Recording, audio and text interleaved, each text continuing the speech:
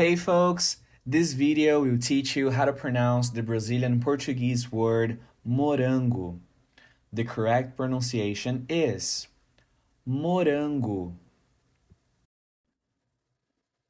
Once again, morango.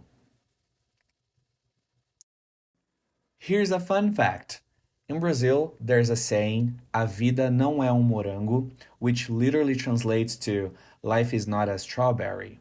But in Portuguese, it actually means life is not easy or life isn't always smooth. There will be challenges.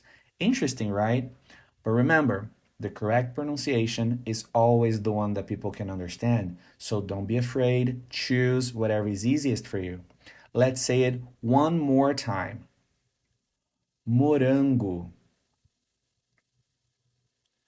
You've got it. If you have any other word suggestions, feel free to comment below.